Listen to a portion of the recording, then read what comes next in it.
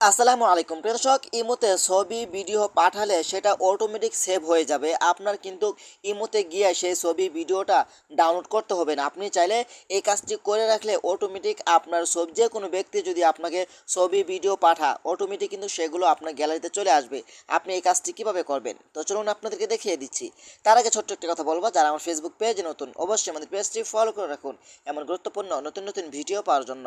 তো এই কাজটি করার জন্য ফার্স্ট অফ অল আপনি চলে আসবেন আপনার ফোনের ইমোতে। তারপর উপর থেকে আপনার প্রোফাইল উপরে ক্লিক করবেন। তারপর এখান থেকে আপনি সেটিংস অপশনের উপরে ক্লিক করবেন। তারপর এখান থেকে আপনি চ্যাট অপশনের উপরে ক্লিক করে দিবেন। তারপর এখানে দুইটি অপশন পাবেন, একটি হলো অটো সেভ আফটার রিসিভ। কোনো ব্যক্তি যদি আপনাকে ছবি ভিডিও পাঠায় সেটা কিন্তু অটোমেটিক সেভ হয়ে যাবে আপনি যদি উপরটা ঠিক মার দেন।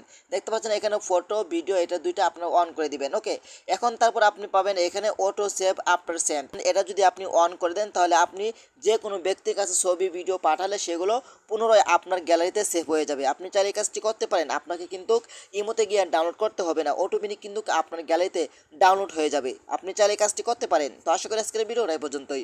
ভিডিওটা বেশি বেশি শেয়ার করে দেবেন আপনাদের বন্ধুদের মাঝে, তারাও যেন উপকৃত হয়। ধন্যবাদ সবাইকে। আসসালামু আলাইকুম।